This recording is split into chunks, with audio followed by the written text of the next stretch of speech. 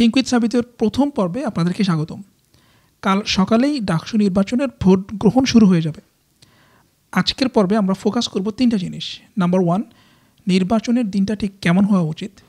Number 2, DUCSU নির্বাচনে যারা পরাজিত হবেন তাদের কাছে আমাদের প্রত্যাশা কী। এবং নাম্বার 3, ডাকসু নির্বাচন যারা জিতবেন তাদের কাছে আমরা কী আশা করি। তাহলে চলুন শুরু করা যাক।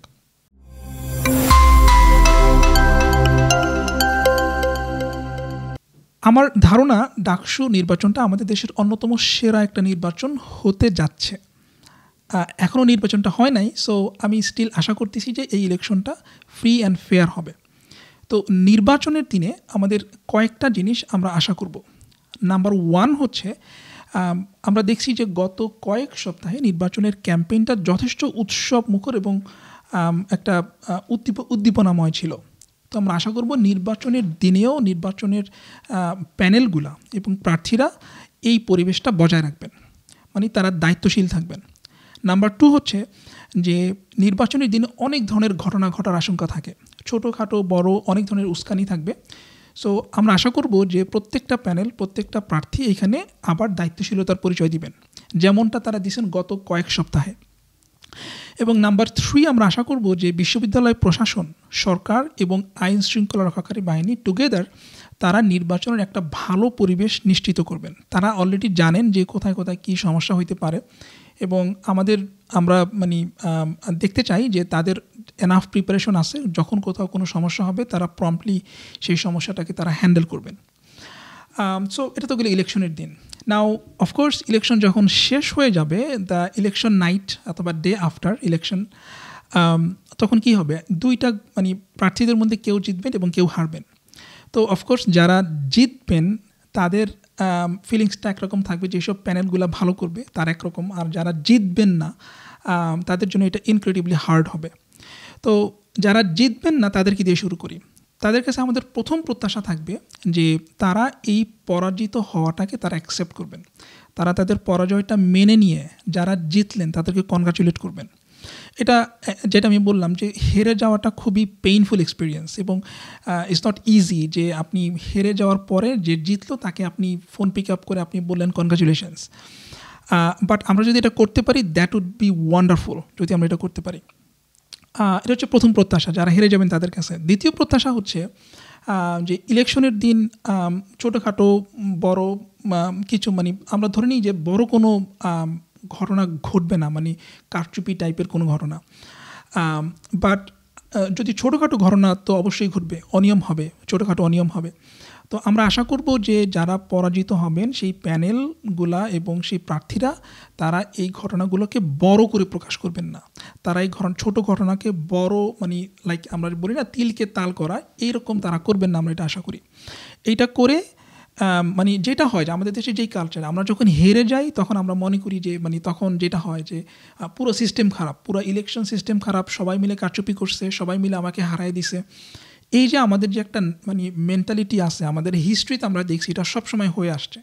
যেই হারছে সেই কারচুপির অভিযোগ তুলছে এবং সেই বলছে যে হারাটাকে সে গ্রেসফুলি এটাকে সে অ্যাকসেপ্ট কখনো করতে পারে না আমাদের ইতিহাসে। তো আমরা আশা করবো এটা আমাদের সেকেন্ড প্রত্যাশা যে যারা হেরে যাবেন তারা গ্রেসফুলি তাদের ডিফিটটাকে অ্যাকসেপ্ট করবেন এবং এই ধরনের কোনো কারচুপির অভিযোগ তুলে পুরা ইলেকশন সিস্টেমটাকে তারা প্রশ্নবিদ্ধ করে দিবেন না। এটা হচ্ছে আমাদের সেকেন্ড প্রত্যাশা তাদের কাছে। থার্ড হচ্ছে, যদি আমরা ধরে নিই যে ওকে দেয়ার কিছু গ্রস ভায়োলেশন হয়েছে, কিছু বড় কারচুপি হয়েছে এবং যে কারচুপির কারণে কোনো প্যানেল এবং কোনো প্রার্থী মনে করতে পারেন যে এটা না হইলে আমি জিততে পারতাম, ইন দোজ কেসেস আমরা আশা করব যে তারা এখানেও তার দায়িত্বশীলতার একটা পরিচয় দিবেন। তারা তাদের এই অভিযোগগুলা ডিউ লিগাল প্রসেস ফলো করে তারা এই অভিযোগগুলোকে তারা অ্যাডভান্স করবেন। তারা এইটা করবেন না যে তারা এগুলোর অভিযোগ তুলে ক্যাম্পাস অচল করে দেওয়া, ক্যাম্পাসে একটা অস্থিরতা তৈরি করা। আমরা দেখছি যে এই কিছু হইলেই ভিসি খেদাও আন্দোলন, প্রভোস্টের বিশ্ববিদ্যালয় প্রশাসনের লোকদেরকে অ্যাকিউজ করে তাদেরকে পদত্যাগ করতে হবে। এই ধরনের যে হঠকারী এবং অস্থিরতা হইতে পারে, এই ধরনের সিদ্ধান্ত তারা নেবেন না, কাজ করবেন না। তারা ডিউ লিগাল প্রসেসটা ফলো করবেন এবং তারা পেশেন্ট থাকবেন।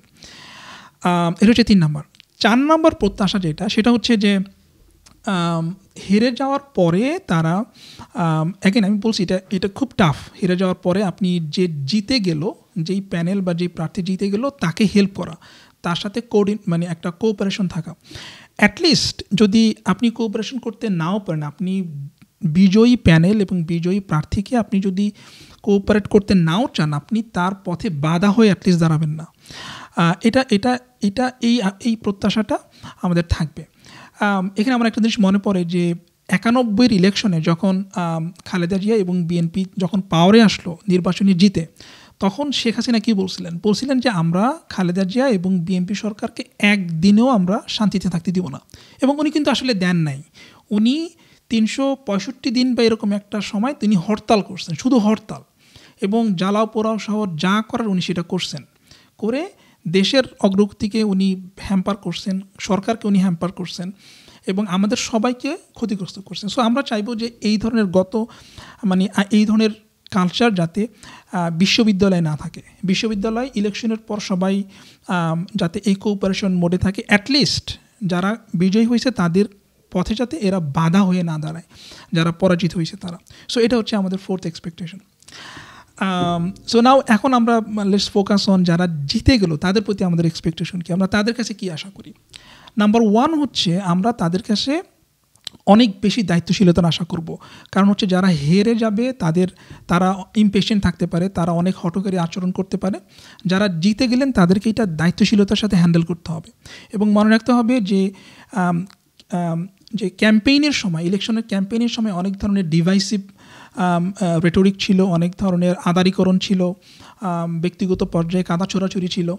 সেই জিনিসগুলা ইলেকশনে যখন আপনি জিতে গেলেন, আপনি জিতে যাওয়ার পরে আপনাকে দায়িত্বশীল হয়ে সেই জিনিসগুলোকে অ্যাভয়েড করতে হবে।